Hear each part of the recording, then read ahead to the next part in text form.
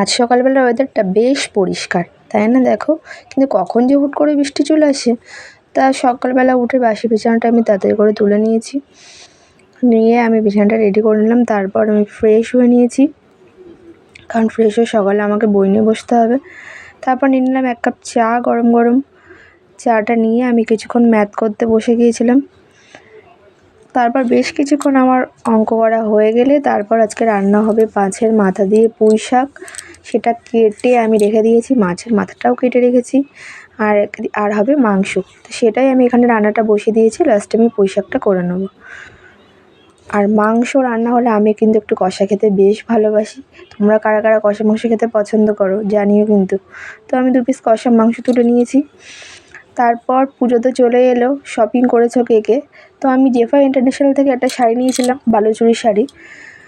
খুব ভাইরাল আজকালকার জেফার ইন্টারন্যাশনালের শাড়িগুলো।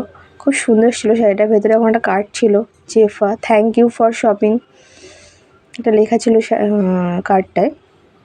শাড়িটা খুবই সুন্দর ছিল। দেখো তোমরা কালারটা এখান থেকে ভালোভাবে বুঝতে পারছো কি না, মানে ফোকাস করছে কি না লাইটটা ঠিক। তো কাপড়টা খুবই সুন্দর ছিল দাম হিসেবে, বালুচুরির শাড়ি বলে এটাকে। এই 2 কালারের কম্বিনেশনের ছিল, বেশ পছন্দ হয়েছিল শাড়িটা আমার। তারপর বললাম না, হুট করে বৃষ্টি, সন্ধেবেলার দিকে খুব বৃষ্টি হচ্ছিল, তাই সন্ধেবেলা গরম গরম স্ন্যাক্স বানিয়ে নিলাম। কেন বৃষ্টি হলে একটু এই সমস্ত না হলে ঠিক একটা চলে না।